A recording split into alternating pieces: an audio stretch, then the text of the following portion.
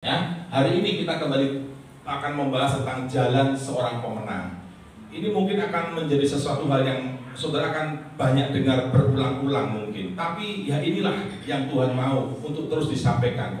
Pak Niko tuh sampai ngomong, saya tetap akan sampaikan apa yang Tuhan harus sampaikan, minta sampaikan, sekalipun hal itu berulang-ulang. Karena ketika jemaat mendengar berulang-ulang dan sampai rasanya kayak enak gitu, bahasa Pak Niko itu sampai enak ya. Itu justru nempel, saudaraku. Itu justru bagus, nggak akan dilupakan. Amin, saudaraku ya. Kenapa ini perlu diulang-ulang? Karena Ulangan 6 juga berkata, ajarkanlah berulang-ulang. Kita para orang tua diminta mengajarkan ajaran Tuhan, teladan Tuhan Yesus kepada anak-anak kita dengan berulang-ulang. Makanya Alkitab juga ada kitab ulangan, saudaraku. Ya, jadi saudara jangan pernah bosan, jangan pernah rasa bagaimana gitu ya, nggak nyaman, nggak damai sejahtera ketika ada pengulangan, terutama dalam hal pengajaran firman Tuhan, karena ini penting. Kenapa perlu diulang? Buktinya ketika saudara ditanya, ayo minggu kemarin bicara tentang apa? Lupa semua, saudaraku. Makanya perlu diulang lagi, di-refresh lagi. Tapi saya percaya saudara banyak mendapatkan sesuatu yang baru pada siang hari ini. Amin, saudaraku. Ya, jalan seorang pemenang itu satu. Ya. Nah, saya ketika mempelajari, kembali membaca, berulang, merenungkan tentang apa yang 2 minggu saya sampaikan kepada saudara. Saya baca lagi, saya renungkan, saya baca, saya renungkan lagi, saudaraku. Saya mendapatkan 2 kesimpulan ini, saudaraku. Ya, klik aja satu lagi juga ya. Nah, kemarin yang pertama kita belajar 1 Samuel 18 ya. Kemudian kita belajar di 1 Samuel 16. 1 Samuel 18 kita belajar tentang sikap, tentang respon ya, antara Saul dan Daud. Klik satu lagi, 1 Samuel 18. Nah, ini kesimpulan yang pertama, saudaraku. Ringkasan yang pertama yang saya dapat, PowerPoint yang saya dapatkan begini. Di dalam 1 Samuel 18 ayat 1 sampai 30 itu kita belajar tentang sikap, attitude, etika hidup kita, nilai hidup kita, karakter kita. Itu adalah masa depan kita. Karaktermu adalah masa depanmu. Karaktermu hari ini adalah masa depanmu nanti. Sikapmu, etikamu yang engkau hidupi hari ini investasi yang akan terakumulasi untuk memunculkan masa depanmu seperti apa.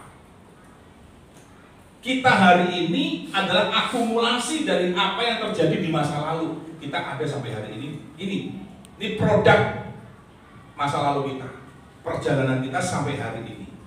Siapa kita hari ini, bagaimana keadaan kita hari ini adalah karena ada kejadian-kejadian di belakang kita. Saudara camkan ini, tangkap ya, tangkap saudara. Jadikan ini sebuah nilai kehidupanmu. Karakterku adalah masa depanku. Saudara bisa bandingkan kemarin antara karakter Saul, responnya Saul, tanggapannya Saul dan Daud, menentukan masa depan mereka. Masa depan Saul bagaimana, masa depannya Daud bagaimana.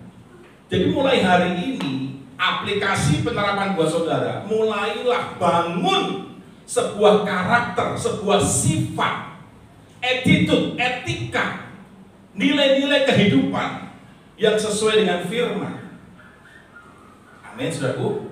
Karena ini akan menentukan masa depanmu. Yang kedua, waktu kita belajar 1 Samuel 16 ayat 1 sampai 23. Nanti kita akan lengkapi lagi karena kemarin belum lengkap seutuhnya. Hari ini kita akan bahas lagi 1 Samuel 16 secara utuhnya ya, ada PowerPoint-nya nanti. Nah, kita belajar tentang apa di dalam 1 Samuel 16 itu. Kan 1 Samuel 16 kemarin kan kita mengerti bahwa di 1 Samuel 16 itu cerita tentang bagaimana pertama kali Daud diurapi menjadi seorang raja. Namun ketika dia sudah diurapi, dia masih menggembalakan kambing domba ayahnya yang hanya 2 atau 3 ekor saja. Bukan 23 ekor, tapi 2 ekor atau 3 ekor saja. Padahal dia sudah dapat urapan sebagai raja. Dia harus menjalani kehidupan sebagaimana biasanya. Dia belum masuk istana. Nah, kalau dalam dunia sekuler kan begitu dilantik, misalkan dilantik jadi menteri, jadi gubernur, jadi apa, ya kan, jadi lurah misalkan pun, besoknya langsung masuk ke kantornya, ya kan? Kalau lurah dilantik ya masuk kantor lurah besoknya. Bupati dilantik besoknya masuk kantor bupati. Nah, Daud ini begitu dilantik jadi raja, besoknya belum masuk istana raja. Kehidupannya masih di padang rumput, masih bergulat dengan apa, binatang-binatang buas demi untuk membela, menyelamatkan domba-dombanya. Tetapi di dalam hal yang Daud lakukan itu, dia tetap setia dalam perkara yang kecil. Dia nggak pandang remeh apapun yang datang kepada dia, dia kerjakan dengan luar biasa. Nah, kita belajar di sini ada momentum-momentum Tuhan yang Tuhan hadirkan dalam kehidupan Daud, dan lewat momentum itu, ini yang membawa Daud akhirnya masuk ke istana, saudara. Nah, ada hal-hal yang perlu kita perhatikan. Saudara dan saya perlu perhatikan setiap momentum yang Tuhan hadirkan, yang Tuhan izinkan dalam kehidupan kita. Sekalipun mungkin ini kok nggak enak ya, momentum ini ya, kejadian ini kok nggak sesuai dengan harapan saya. Saya berekspektasi seperti A, seperti ini, tapi kok seperti ini ternyata. Nah, sudah harus punya pengertian, sudah harus bisa menangkap. Makanya yang harus kita perhatikan apa? Setiap kali ada momentum, ada kejadian, saudara harus lihat itu. Jangan dipandang remeh, jangan dipandang sepele. Sekalipun mungkin itu nggak enak, sekalipun itu mungkin remeh-temeh, recehan misalnya, kerjakan tetap. Amin, saudaraku. Ini akan membawa engkau masuk kepada tingkat level yang selanjutnya, sampai benar-benar engkau ada di satu titik di puncak di mana Tuhan sudah siapkan berkatnya di sana. Mengenali, saudara harus mengenali dan menangkap momentum-momentum Tuhan. Seperti Daud, dia bisa menangkap, dia bisa paham ini. Sekalipun momentumnya waktu itu dia masih harus mengembalakan. Mungkin kalau kita sekarang kan gini, saya kan udah dilantik ya, kenapa kok saya masih mengerjakan hal-hal seperti ini? Nah, itu momentum, saudara. Saudara bisa menyikapi dengan baik, dengan benar nggak seperti itu? Misalkan saudara, katanya saya diangkat jadi apa ya, misalkan HRD misalkan, ketua HRD, koordinator HRD. Tapi kok saya masih mengerjakan hal-hal seperti ini ya, yang bukan tugas HRD misalkan. Sudah diuji di situ. Itu momentum. Nah, sudah bisa sikapi dengan benar nggak? Mungkin saudara pernah menghadapi kejadian-kejadian yang nggak masuk akal. Dan selama ini saudara mungkin remehkan, saudara mungkin kerjakan ya asal kerjakan. Tetapi hari ini kita belajar dari Daud. Daud mengerti benar di 1-16, mengenali dan menangkap momentum, kejadian-kejadian spesifik di mana itu adalah pembuka jalan buat Daud akhirnya dia masuk ke istana. Next berikutnya. Nah, ini sekarang ya. Klik satu lagi. Momentum yang pertama langsung ya. Momentum yang pertama. Hari itu ketika ketika Daud diurapi, Alkitab mencatatkan roh Tuhan, roh Allah berkuasa atas Daud, tetapi di sisi lain roh Tuhan, roh Allah meninggalkan Saul. Ini momentum, saudara. Roh Tuhan meninggalkan Saul. Ini buktinya, ini ayatnya, ini dasarnya. Ya, Samuel mengambil tabung tanduk berisi minyak yang telah dibawanya. Samuel udah bawa minyak nih dari tempatnya, dia udah bawa tabung minyak. Ya. Sejak hari itu roh Tuhan ada pada Daud dengan penuh kuasa. Kemudian Samuel kembali ke Rama. Setelah mengurapi Daud, Samuel kembali ke Rama. Daud pun kembali ke rumahnya, ke Bethlehem. Kemudian dikatakan, dan Tuhan membiarkan roh jahat mengganggu Saul sehingga jiwanya tertekan dan ia selalu ketakutan, hidupnya mulai ketakutan. Karenanya nggak heran, karena ini sehingga dia melihat kejadian-kejadian yang ada, suara-suara yang dia dengar itu dia salah semuanya mengartikannya, salah meresponinya. Ketika ada orang memuji-muji Saul mengalahkan beribu-ribu, tetapi Daud mengalahkan beribu-ribu laksa, lebih banyak. langsung tersinggung, langsung iri hati, langsung ketakutan. Ini karena ini. Karena ini saudara. Ini momentum.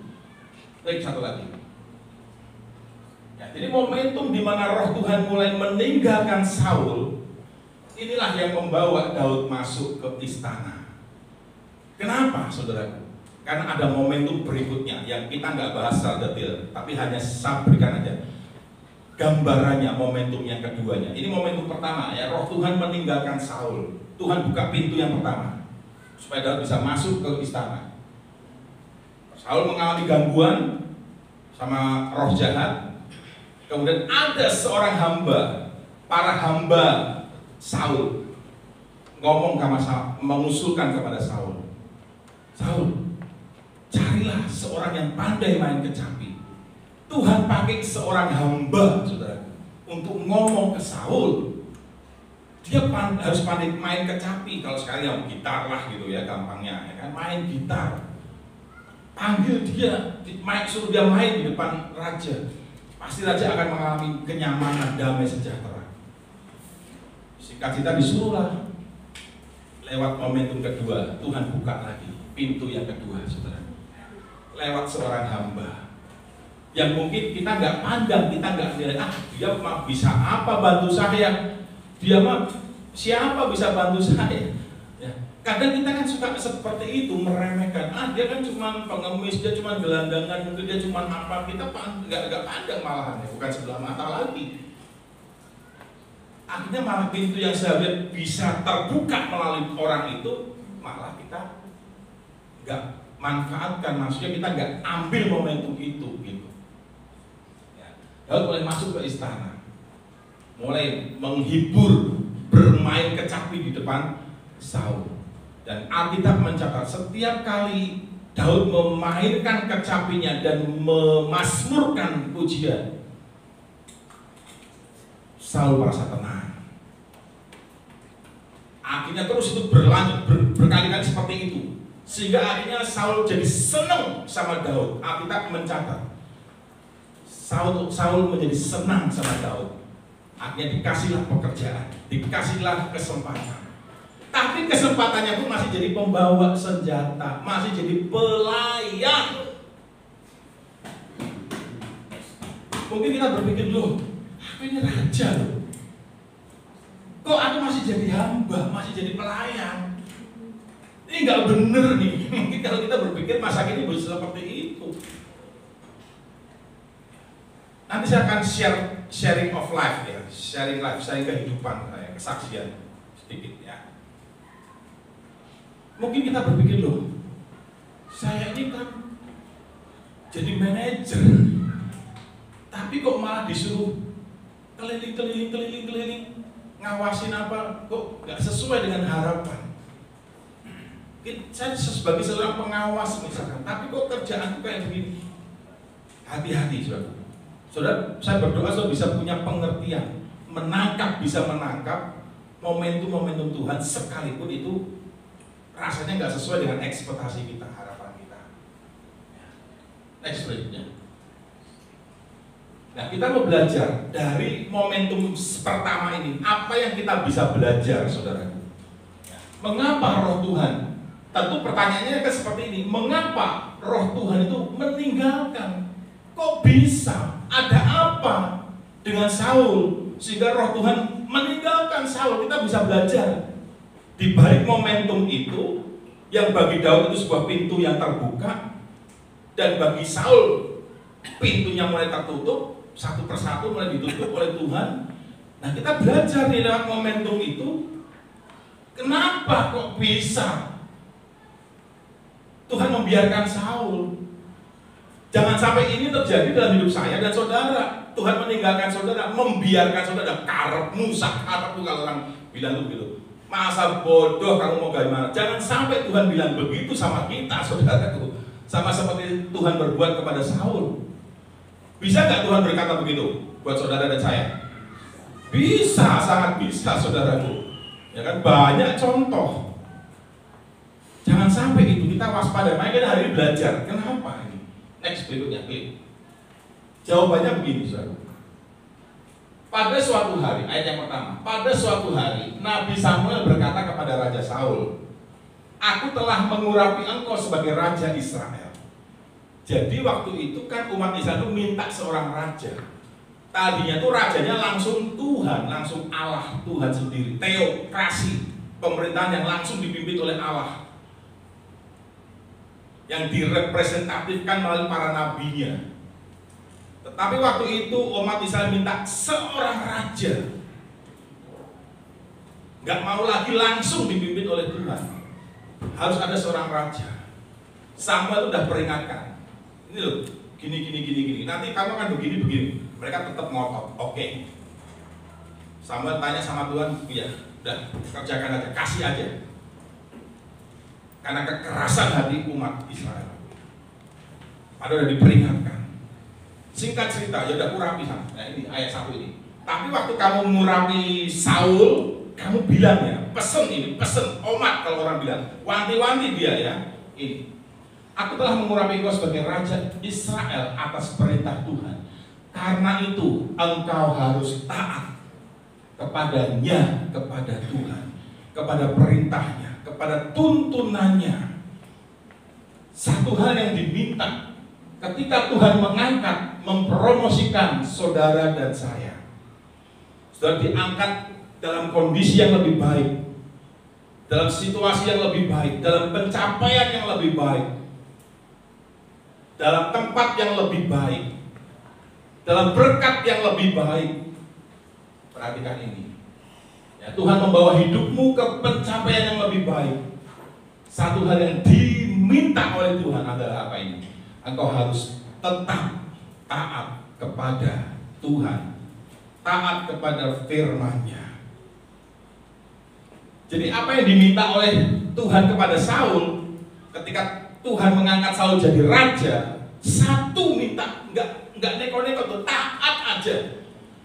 Saul taat aja, ikuti aja apa yang dimau Tuhan melalui nabi yang ada waktu itu, Samuel. Saudara, ini pelajaran penting. Saul untuk bisa taat kepada Tuhan, dia harus taat dulu melalui Samuel. Karena Samuel ini representatifnya perwakilan Tuhan di muka bumi untuk Samuel, untuk Saul. Pada masa ini juga sama. Ketaatan saudara kepada Tuhan melalui siapa? Hamba-hambanya yang Tuhan tempatkan, yang Tuhan percayakan untuk menggembalakan kita, menggembalakan saudara dan menggembalakan saya. Saya masih punya gembala lagi, pembina. Saya masih punya mentor lagi. Saya masih punya bapak rohani lagi. Dan itulah saya harus taat kepada beliau. Gak bisa saya sudah taat sama Tuhan, tapi dengan yang kelihatan saya gak taat. Itu gak bisa, saudaraku. Ya, ini pesannya begitu. Ingat ya, ini momentum ini ingat saudaraku. Saudara camkan pada, tulis di loh hati saudara. Ingat baik-baik. Ketika Tuhan mengangkat aku, Tuhan mempromosikan aku, Tuhan membawa aku kepada keadaan yang lebih baik, aku harus tetap taat. Loh, banyak kan contoh-contohnya begitu orang diberkati, lupa sama Tuhan, gak taat lagi, gak merasa gak perlu Tuhan. Ini aku bisa sendiri. Banyak kejadian seperti itu, fakta seperti itu, saudaraku. Nah hari ini Tuhan mengingatkan kepada kita, jangan sampai kalau nanti Tuhan angkat saudara, Tuhan promosikan, Tuhan pakai saudara, Tuhan jadikan hidup saudara lebih baik, ada peningkatan, tetap pegang ini, aku harus tetap taat kepada Tuhan. Taat lakukan firman-Nya, taat ibadah, taat baca firman, taat untuk terus berkomunitas, ikuti tuntunan Tuhan melalui suatu wadah komunitas di mana saudara ada di dalam tanah penggembalaan itu. Masih banyak domba-domba ya, yang hanya ke gereja, masuk ibadah hanya sekedar datang, hanya jadi penonton, pulang, udah gak ada apa-apa lagi. Nah hari ini ayo coba saudara meningkat, saudara harus bertumbuh. Bilang kiri kanan, engkau harus bertumbuh. Amin saudaraku. Sebagai pohon, sebagai tanaman, saudara harus bertumbuh. Jangan terus-menerus dari hari ke hari, minggu ke minggu, tahun ke tahun, cuman duduk jadi penonton, denger, udah lupa. Terus rutinitasnya begitu terus, nggak pernah berubah. Mulai hari ini belajar. Siapa tahu ini momentum. Ini momentum nih, minggu ini sudah ada di sini. Ini momentum Tuhan, siapa tahu. Momentum sudah dengar firman ini. Jangan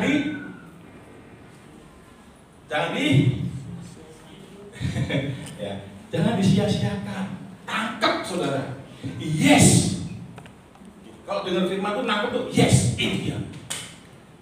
Ada satu passion, ada satu greget gitu. Ya, ini Tuhan. Ada satu rema yang muncul, yang melonjak. Yes Tuhan, aku mau ini. Seperti itu, ya. Ini pelajaran dari ayat yang pertama ini. Satu yang Tuhan minta, taat. Sampaikan ke Saul, kata Samuel. Kata Tuhan kepada Samuel, sampaikan ke Saul, dia harus tetap taat. Ya, jadi pelajaran buat kita masa kini seperti itu juga. Ketika sudah diangkat sekali lagi ya, ini karena penting highlight, stabilonya. Ketika sudah diangkat oleh Tuhan, sudah disembuhkan oleh Tuhan, sudah dipulihkan oleh Tuhan, jangan pernah lupa sama Tuhan. Amin, saudaraku. Bilang kiri kanan, jangan pernah lupa sama Tuhan. Ibadah boleh bolong-bolong, ya kan? Timbul tenggelam. Sebentar muncul, sebentar menyelam. Lama, nyelamnya lama, munculnya sekali. Kayak orang menyelam kan gitu, nyelamnya lama banget kan. Munculnya sebentar, muncul lagi. Tenggelam. Ayo saudaraku. Saya memotivasi saudara, tetap terus, taat. Next berikutnya. Nah, ini saudara, ketaatan. Yuk sama-sama ya katakan, ketaatan. Itu menopang, bilang sama-sama, itu menopang pencapaian saya. Ini ayatnya. Perhatikan, itu pesan Daud kepada Salomo. Ketika saat kematian Daud mendekat, ia berpesan kepada Salomo. Daud mau mati, menjelang ajalnya, dia memberi pesan kepada Salomo, anaknya yang akan menggantikan dia menjadi raja. Saya langsung ke yang kuning aja. Tetap mengikuti segala ketetapan, perintah, peraturan, dan ketentuannya. Ini pesannya. Salomo, ketika kau jadi raja, dengan sederhananya saja, Daud bilang gini, engkau harus tetap taat. Sama persis apa yang diminta Tuhan melalui Samuel kepada Saul. Apa yang diminta Tuhan kepada Daud untuk Salomo juga sama pesannya. Kamu akan jadi raja. Tuhan akan angkat engkau. Engkau harus perhatikan. Setiap perintahnya kau harus taati itu. Pesannya sama. 4, perhatikannya, supaya Tuhan menepati janji yang diucapkannya. Supaya Tuhan menepati janjinya, ternyata ada ini, yakni jika anak-anakmu laki-laki tetap hidup di hadapanku dengan setia, hidup dengan segenap hati, segenap jiwa, maka, perhatikan, ini kan ketaatan nih ya, maka keturunanmu takkan terputus dari tahta, akan tetap ada di puncak. Keturunanmu akan tetap di puncak, nggak akan tergantikan, turun temurun. Ini yang saya katakan, ketaatan itu menopang, menyangga pencapaianmu. Orang bisa dengan skillnya, dengan pengetahuannya, dengan akademiknya, dengan gelarnya, dia bisa sampai ke puncak. Tetapi yang tetap bisa mempertahankan dia tetap ada di puncak adalah karakternya. Lebih spesifik, karakter yang mana? Ini karakter ketaatan. Saudara bersuka cita? Ya kalau khotbah gembala ya seperti ini saudaraku. Ya kan? bawanya tongkat kan, gembala itu bawanya tongkat. Kalau domba-dombanya udah mulai gede kan pakai tongkatnya, saudaraku. Ya. Kalau khotbah gembalanya seperti ini, saudaraku. Jangan saudara berharap bisa meluncur, maksudnya. Kalau pengkhotbah pengajar atau yang dari luar dia bisa. Tapi kalau gembala itu punya tanggung jawab, karena menuntun saudara, ya, supaya tetap ada di jalurnya. Siap saudaraku? Ya. Oke, perhatikan. Maka keturut akan terputus dari takhta kerajaan. Saudara mau tetap di puncak? Begitu Tuhan bawa saudara, saudara tetap mau di puncak? Atau mau sebulan aja di puncak? Atau mau cuma 1 minggu setelah itu langsung runtuh? Ya kan? Enggak kan? Pengennya kan tetap terus di situ kan? Gak mau bangkrut, gak mau apa jatuh, gak mau kan? Ini modalnya, penyangganya, ketaatan. Kalau ketaatannya gak ada, ini runtuh penyangganya, saudara. Amin. Next berikutnya. Dibuka dulu layarnya. Oke, klik lagi ada. Nah, pesan yang kedua dari ayat yang 1 tadi. Ini masih ayat yang pertama ya tadi, momentum yang pertama. Pesan yang keduanya adalah begini: ketaatanmu. Ayo baca sama-sama ya. Yang belakang kelihatan? Yuk, 1, 2, 3. Ketaatanmu itu menopang pencapaianmu untuk tetap berada di puncak. Pesan yang pertama tadi dari poin momentum pertama. Momentum pertama tadi kan Roh Tuhan meninggalkan Saul. Itu momentumnya. Tuhan buat kejadian seperti itu. Ya, oke, sampai sini jelas. Nah, kita belajar kenapa kok bisa terjadi seperti itu dalam diri Saul. Ternyata kita dapetin tidak taat. Padahal dia sudah terima pesan dari Samuel. Ketika engkau mengurapi dia jadi raja, pesan sama Saul, taat. Tapi Saul tidak taat. Ketaatanmu akan menopang pencapaianmu untuk tetap berada di puncak. Kalau tadi, ketika Tuhan naik, bahwa kita naik, kita harus taat. Pesan utama Tuhan, kamu harus tetap taat. Ikuti tuntunannya, perintahnya, kehendaknya. Jangan menyimpang. Maka sudah akan tetap terus sama Tuhan berjalan luar biasa. Yang kedua ini ya, next berikutnya. Nah, ada satu suku di Israel, kan ada 12 suku. Ada satu suku yang namanya suku Isakar. Nah, suku Isakar ini waktu diurapi oleh ayahnya, oleh Yakub, ucapan berkat Yakub kepada Isakar ini begini, saudara. Dari Bani Isakar orang yang mempunyai pengertian tentang saat yang baik, sehingga mereka mengetahui apa yang harus diperbuat orang Israel. Jadi pengurapan yang berkat yang umat Isakar terima dari Yakub ayahnya itu. Yakub ini ayahnya, Isakar ini anaknya. Ketika Yakub mau mati, dia lepaskan berkat. Dia wariskan berkat buat 12 suku Israel dengan ucapan doa berkat. Dan ternyata itu yang terjadi, saudara. Apa yang doanya Yakub kepada anak-anaknya itu yang terjadi sesuai dengan doanya Yakub. Nah, Isakar ini waktu didoakan seperti ini. Engkau Isakar, suku Isakar, engkau akan menjadi orang yang mempunyai pengertian tentang saat yang baik, sehingga engkau orang Isakar akan mengetahui apa yang harus engkau perbuat. Dari ayat yang FAYH dikatakan begini. Isakar 200 kepala suku dengan sanak saudaranya, mereka orang-orang bijaksana yang memahami suasana pada masa itu dan mengetahui hal yang terbaik yang harus dilakukan. Ini yang tadi saya bilang. Untuk saudara bisa menangkap momentumnya Tuhan, saudara perlu urapan ini, urapan Isakar. Saudara harus bijaksana, ngerti, artinya ngerti, memahami kejadian demi kejadian yang hadir dalam hidup saudara. Saudara paham, ini momentum ini. Ini momentum ini Tuhan berikan buat saya. Sekalipun nggak sesuai dengan harapan kita, nggak sesuai pemikiran kita, saudara tahu. Ya ini mengerti saat-saat yang baik. Urapan inilah yang akan membawa engkau ngerti. Ini. Banyak orang tuh nggak ngerti. Lewat.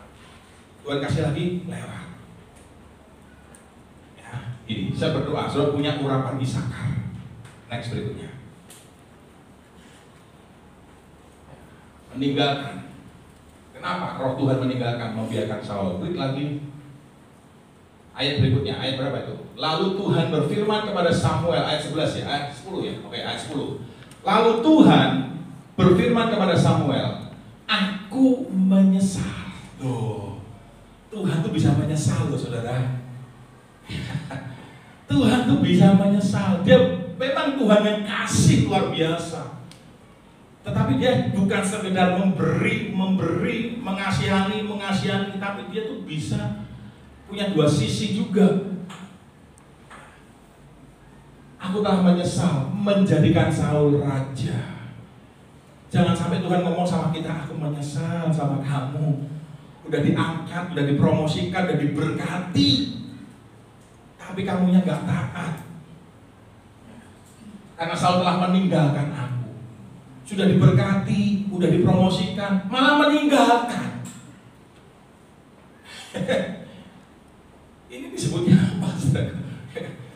Udah ditolong sama Tuhan, udah diangkat, udah dikasih yang terbaik, kesehatan, apa semua yang terbaik. Malah ditinggalkan. Ini namanya apa? Pengkhianat. Meninggalkan aku dan tak mau mentaati. Perhatikan ini. Orang yang tidak taat itu sama dengan meninggalkan Tuhan. Ya, meninggalkan Tuhan itu bukan hanya tidak beribadah. Wah, dia sudah lama-lama nggak beribadah, dia sudah meninggalkan Tuhan. Iya, salah satunya iya, betul. Tetapi konteksnya bukan hanya sesempit itu. Konteksnya harus semakin luas. Ya. Wah, dia menjual Yesus. Berarti dia sudah meninggalkan Tuhan. Bukan sekedar itu. Ternyata ketidaktaatan itu sudah adalah tindakan kita meninggalkan Tuhan. Sekalipun secara fisik, saudara, tetap ada ibadah. Tuhan tanya begini melalui Samuel. Samuel tanya sama Saul, kasih tahu sama Saul. Tanya sama Saul, mana yang lebih penting? Taat, mendengarkan, melakukan perintah Tuhan, atau korban persembahan? Mungkin sudah bingung, Saul tuh taat, nggak taat dalam hal apa sih? Oke, mungkin ketika saya ngomong, saya muncul pertanyaan. Kan belum disinggung nih, ketaatan Saul ini, ketidaktaatan Saul apa gitu kan? Saya mau ceritakan sedikit.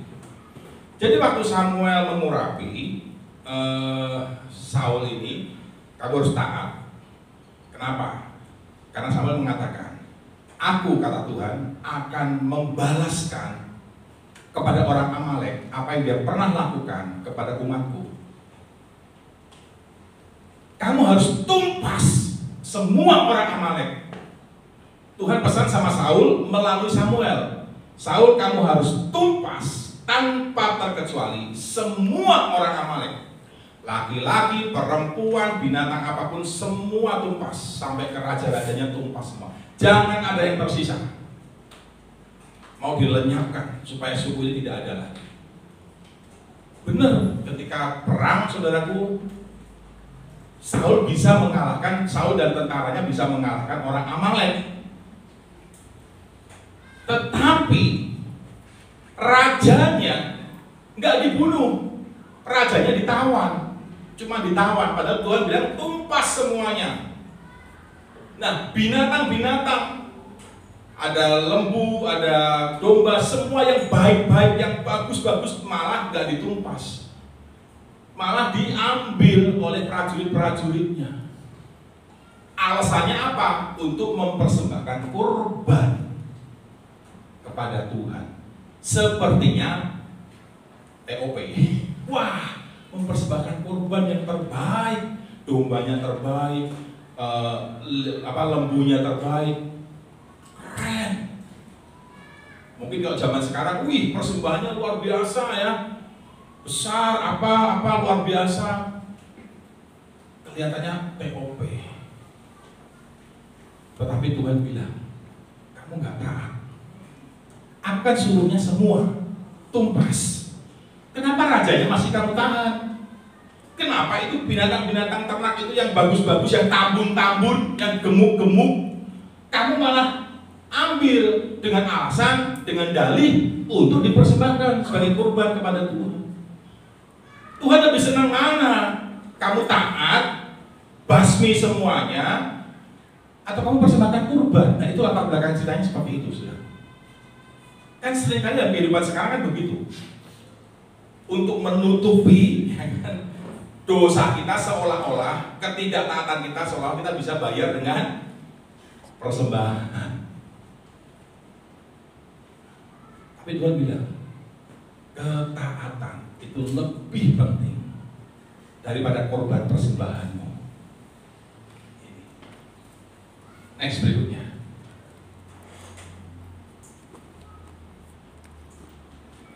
Sesudah itu berkatalah Samuel, satu lagi. Ya, ini ayat 10-nya ya. 10 dan 17. Tuhan berfirman kepada Samuel, aku menyesal tadi telah meninggalkan aku. Ayat 17-nya. Sesudah itu berkatalah Samuel, bukankah engkau, ini kepada Saul nih ngomong nih ya, engkau kecil pada pemandanganmu, telah menjadi kepala atas suku-suku Israel. Bukankah Tuhan telah mengurapi engkau menjadi raja? Artinya begini, Samuel tuh ngingetin sama Saul, Saul, dulu ini kan kamu bukan siapa-siapa. Ibaratnya begitu, kamu tuh dulu dalam pemandanganmu sendiri, kamu merasa dirimu tuh kecil. Kamu merasa aku dari kaum yang terkecil, dari suku yang terkecil. Itu kamu dulu kayak begitu, kamu minder dulu tuh. Tapi karena walaupun kamu begitu, Tuhan masih angkat kamu loh. Tuhan masih berkati kamu loh. Sampai kamu jadi kepala dan bahkan jadi raja. Pelajarannya apa, Saudara? Dari yang tadinya bukan siapa-siapa, bukan apa-apa, sudah diangkat. Ya kan? Next berikutnya kita lihat.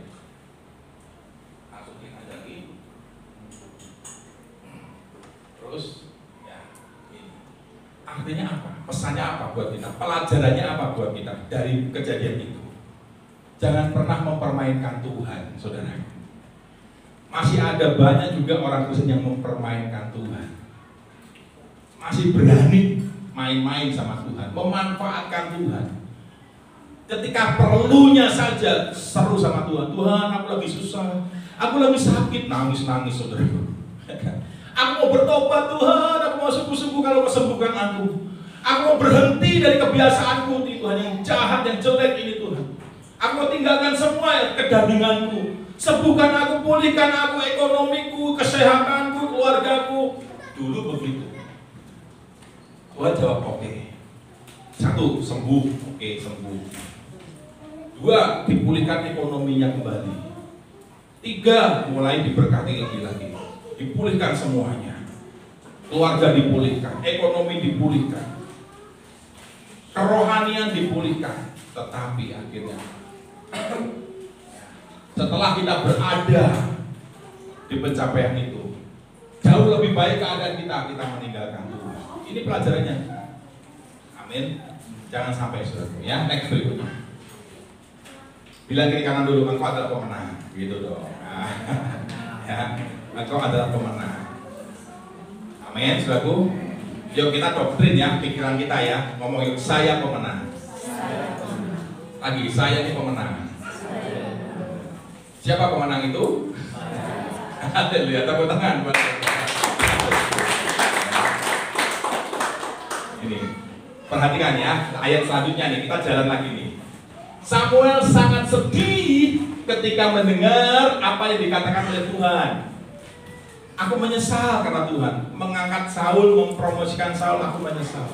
Ketika Samuel dengar Tuhan ngomong begitu, Samuel itu langsung sedih. Samuel sangat sedih, sehingga ia berseru-seru kepada Tuhan semalam-malaman. Wih, keren saudaraku. Semalam-malaman dia tuh sangat sedih dan dia berseru sama Tuhan.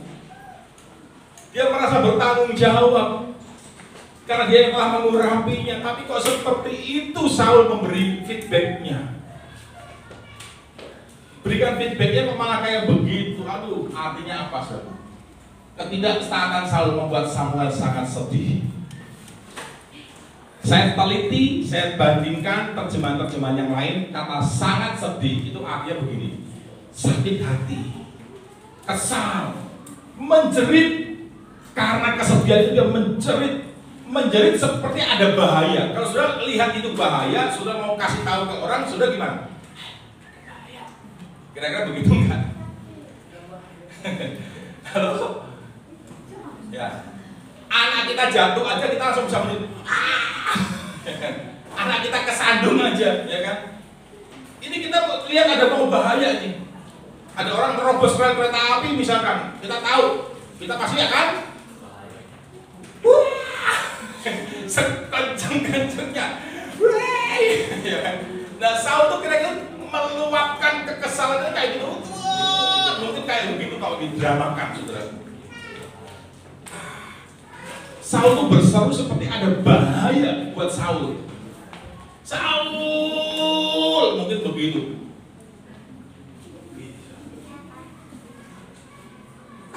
Orang tua pasti pernah ngomong begini. Termasuk saya pernah ngomong. Buat papi, mami, buat orang tua. Kamu taat aja, nurut aja. Tapi udah senang. Bener Pak, bener. Ayo. Ya.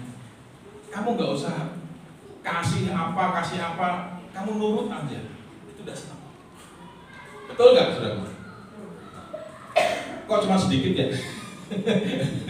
Betul apa betul? Itu Saul pun juga sama, Samuel juga sama. Ketika Saul begitu berbuat begitu, aduh sedihnya minta ampun. Hamba Tuhan juga manusia, amin saudaraku. Pendeta juga manusia. Kalau melihat domba-dombanya nggak taat, sedih saudaraku, nangis. Betul, itu perasaan saya, itu hati saya kayak gitu. Ini sama saudaraku. Kayak saudara jadi orang tua lihat anak nggak taat, nggak nurut, berontak, rasanya gimana? Saya sebagai hamba Tuhan, sebagai gembala, sama. Ketika domba-domba nggak nurut, nggak taat, dibimbing begini nggak nurut, begini nggak nurut, begitu nggak nurut, nggak ngikutin, sedih saudaraku. Ayo cool, cuek. Ayo MSK misalkan cuek. Ayo latihan, cuek. Siapa yang nggak sedih saudara? Coba, saya nggak mau bohong, saudara. Coba kalau saudara jadi saya jadi orang tua, rasanya gimana? Itulah saudara, faktanya begitu. Amin, saudara. Saudara mau karakter ketaatan ini supaya Roh Tuhan tidak membiarkan saudara paling ditakuti. Ini saudara, ketidaktaatan. Pak David Cakra almarhum gembala kita yang di Rayon 2 itu taatnya luar biasa. Dia pernah saksikan saudara. Dia udah atur semuanya, udah tinggal berangkat ke Yerusalem, ke Israel saudara, membawa rombongan, udah bayar semuanya. Pak Niko bilang jangan berangkat. Wah, bayangkan saudara, Pak Niko bilang sama Pak David Cakra waktu itu jangan berangkat, ada yang lebih penting. Langsung cancel saudara. Pak David langsung cancel. Ini kesaksian dari sendiri, kami dengar, saya dengar langsung dari Pak David, bukan dari kata orang. Langsung di cancel saudaraku. Dia langsung datangin rombongannya. Saya sorry, dia mau merendahkan hati, maaf. Dia minta maaf sama mereka. Tim yang mau dibawanya. Aduh nggak bisa ya, nggak jadi berangkat. Pak Niko nggak mengizinkan. Siap bos, siap komandan. Wah, luar biasa. Kalau saudara gimana? Kalau saya gimana? Udah bayar rugi, nggak bisa refund, nggak bisa kembali. Tapi demi sebuah ketaatan. Pak David juga ditegur di depan patungan pengerja di Jakarta. Waduh, rasanya gimana? Pulang ke Bandung, Pak David saksi nih. Aduh, rasanya malu, rasanya jengkel, rasanya marah. Kok seperti itu ya saya diperlakukan ya? Padahal bukan salah dia, saudara. Bukan salah Pak David. Tapi di tengah kegundahannya, Tuhan berbisik sama beliau. Dia cerita, Pak David. Ini saya bahasakan sesuai itu ya. Tuhan ngomong, David, pada Pak David nih ya, David, apakah engkau masih seperti yang dulu? Disitulah Pak David tersadar. Oh iya, akhirnya reda, saudaraku. Hanya Tuhan ngomong gitu, apakah kamu masih seperti yang dulu? Ya. Luar biasa, saudaraku. Amin, saudaraku. Banyak momentum saya percaya hadir dalam kehidupan saudara. Saya mendapat panggilan sebagai hamba Tuhan sepenuh waktu dan sepenuh hati. Bekerja di rumah Tuhan, melayani Tuhan sepenuh waktu. Itu tahun 1998, saudara. 1998. Saya berdoa sama Tuhan kalau memang ini benar, bukan hanya emosi sesaat, bukan karena kondisi keadaan saya waktu itu, bukan karena pelarian. Saya minta tanda sama Tuhan. Tuhan, saya dapat beasiswa. Saya bisa masuk ke Proskoneo, belajar 3 bulan di sana. Gratis, saya dapat beasiswa. Singkat cerita, saya mengajukan kepada David Cakra. Waktu itu saya belum kenal dekat sama Pak David Cakra. Pak David Cakra jarang melihat saya juga, ngobrol juga jarang banget, saudaraku. Saya ngomong sama Pak David, saya ingin masuk ke Proskoneo. Masuk, Pak David bilang apa? Ya udah, tulis surat aja. Kamu bikin surat. Saya bikin surat permohonan, saudaraku. Saya kasih kepada David, ada tangan. Singkatnya saya masuk Proskoneo tanpa bayar. Belajar 3 bulan. Masuk di mes di sana, di asrama. Tinggal di Cimahi sana. Proses luar biasa di sana. Disiplin luar biasa di sana. Pernah karena kesalahan, saya harus nyuci piring semua siswa, 40 lebih, 43 orang, saya cuci piring. Karena saya terlambat masuk di sekolah itu, di kampus itu. Luar biasa prosesnya. Akhirnya waktu selesai dari situ, saya masuk ke Subang, melayani di Subang. Dan ketemu sama istri saya. Lagi melayani main drum. Melayani di Subang, ketemu dia. Akhirnya jadi istri saya. Prosesnya luar biasa. Tahun 99 saya mulai full timernya. Gaji cuma 150.000. Tahun 99. Cuma 150.000, saudaraku. Itu proses luar biasa. Tadi saya berpikir, udahlah Tuhan, apa adanya saya nggak mau lebih ya. Pokoknya saya bisa melayani Tuhan, udah syukur, udah puji Tuhan. Itu dulu paradigma saya seperti itu. Begini aja Tuhan, nggak usah yang lebih-lebih. Dulu saya paradigmanya begitu. Cukuplah main musik aja Tuhan, udah pokoknya bisa melayani sehari-hari. Tetapi Tuhan enggak seperti itu, kata Tuhan. Saya masuk proses lagi, saya dipindah ke Tasikmalaya. Begitu saya pacaran, langsung saya dipindah. Long distance, LDR. Long distance relationship, wah, hubungan jarak jauh, saudara. Waduh, ya kan? Gimana, saudara, ya kan? Proses tahun 99. Singkat kita kembali lagi tahun 2000 dan seterusnya. Sampai benar-benar Tuhan mau seperti yang Tuhan mau dalam hidup saya. Saya menggembalakan domba-dombanya. Itu tahun 2015. Ketika ini dimulai. GPI Hati Bapak Kalijati 2015. Berarti ada kurun waktu berapa tahun, saudaraku? 17. Betul? Sekarang 2015 2015 tambah 2 kan, 98, 99, 2000 tambah 15 kan, 17 tahun.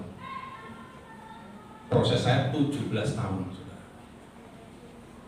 Dalam 17 tahun itu saya memperlengkapi diri. Oh, saya banyak momentum-momentum yang gak enak, saudara. Mau srek WC, apa, dimarahi, direndahkan, dilupakan, itu sering.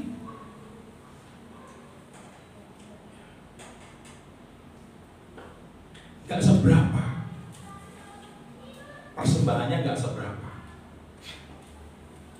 tapi luar biasa. Kalau Tuhan udah panggil, Tuhan pelihara. Amin. 17 tahun prosesnya, dan itu gak enak.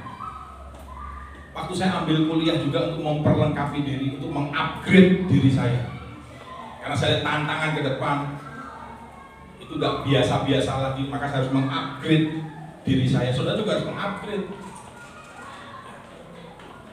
Saya kuliah pun, saudaraku, itu pun gratis. Beasiswa, saudaraku, dari Pak David Cakra. Sempat bayar hanya berapa kali, saudara. Sempat bayar transfer, tapi beberapa waktu kemudian akhirnya enggak lagi.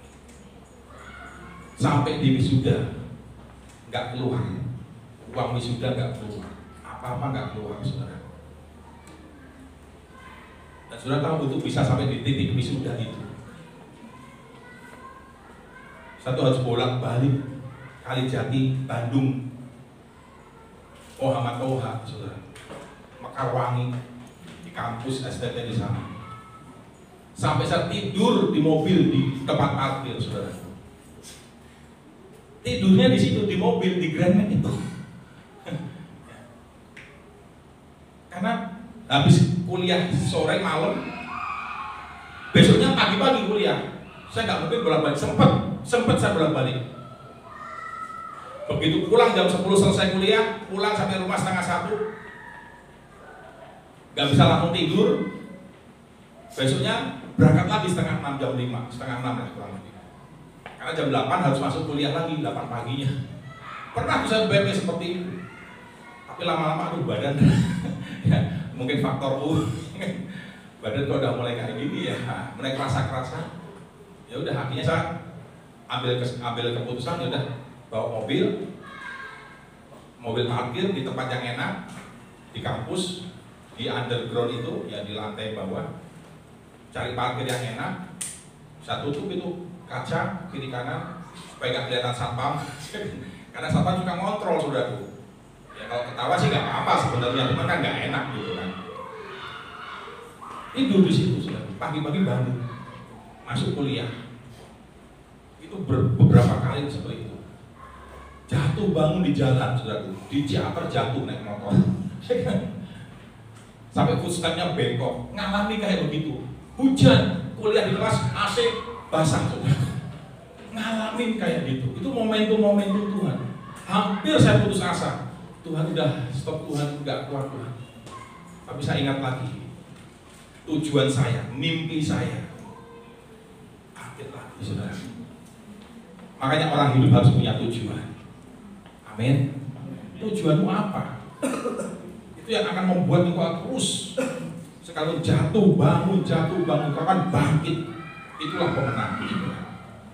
Yang mengerti katakan amin. Rasa ya. Oke, sedikit lagi ya. Coba selanjutnya. Terus saja. Nah, ini yang tadi saya bilang ya, Tuhan lebih senang pada ketaatan. Tadi sudah disampaikan. Next berikutnya. Lagi. Nah, ini. Langsung ya ke poinnya ya. Sudah catat aja ayat 23. Ketidaktaatan itu sama dengan tidak mendengarkan. Tidak mendengarkan itu artinya tidak melakukan. Bukan mendengar suara, enggak, tapi tidak mendengarkan itu artinya ya dengar sih dengar tapi tidak melakukan gitu. Tidak merespon, cuek ya. Itu ternyata sama dengan pendurhakaan. Saudara pikir durhaka itu apa sih? Melawan, memberontak gitu kan, dengan kekerasan, dengan lidah, dengan apa, dengan ucapan. Kamu berontak kamu. Nah, paradigma kita selama ini seperti itu. Ternyata dengan tindakan kita nggak taat, nggak melakukan, nggak merespon, itu pun sebuah pendurhakaan. Sebab pendurhakaan. Kan ayat 22-nya Tuhan tadi ngomong, Tuhan lebih senang dengan ketaatan. Ayat 23-nya Tuhan ibaratkan ketaatan itu adalah, ketika tidak taatan adalah pendurhakaan. Sebab pendurhakaan, ketidaktaatan itu sama seperti dosa bertenung. Mungkin sudah merasa, saya nggak ke dukun, saya nggak terlibat okultisme. Tapi ini ketidaktaatan sama dengan dosa bertenung, kedegilan hati, penyembah berhala. Ini kata Alkitab, bukan kata saya. Ya, ini next berikutnya kita langsung kesimpulan nanti. Terus, nah ini yang terakhir ya. Jadi, yuk baca yang belakang ya. 1, 2, 3. Yang putih itu sikap ya. 1, 2, 3. Sikap atau respon atau attitude-mu yang tidak mau taat, merasa tidak perlu taat, merasa tidak apa-apa dan baik-baik saja meskipun tidak taat, itu membuka kesempatan atau momentum bagi orang lain yang mau taat untuk menggantikan pencapaianmu. Ketika saudara tidak taat, ketidaktaatan saudara ini akan menjadi pintu yang terbuka untuk orang yang taat masuk menggantikan posisimu. Kayak tadi kan Saul nggak taat, Tuhan menyesal, Tuhan siapkan Daud yang menggantikan Saul. Masa kini pola seperti ini, pengajaran ini terjadi, saudaraku. Banyak orang-orang yang sudah di puncak nggak taat, ganti sama orang yang mau taat. Nah, saudara, tadi yang saya katakan, ketaatan itu akan menopang saudara untuk tetap di puncak. Tapi ketidaktaatan akan membuat pintu terbuka, kesempatan bagi orang masuk menggantikan posisimu. Next berikutnya, langsung saja lewat. Nah ini, Saul itu 3 kali melakukan pembelaan diri. Ketika ditegur oleh Samuel, Saul ngomong begini, aku sudah melakukan, ini perhatikan nih ya, 3 kali, aku telah. Banyak orang merasa, aku sudah taat kok, aku sudah taat. Banyak orang merasa begitu. Seperti Saul, nggak heran saudaraku. Saul dan jelas-jelas dikatakan kamu tidak taat. Tetapi Saul masih ngeyel, aku nih taat, aku sudah taat. Hanya, nah itu, ternyata ada 2 bagian yang dia nggak lakukan. Rajanya nggak ditumpas, ternak-ternaknya yang bagus-bagus, yang tabung-tabung nggak ditumpas. Ternyata ketaatan itu menyeluruh.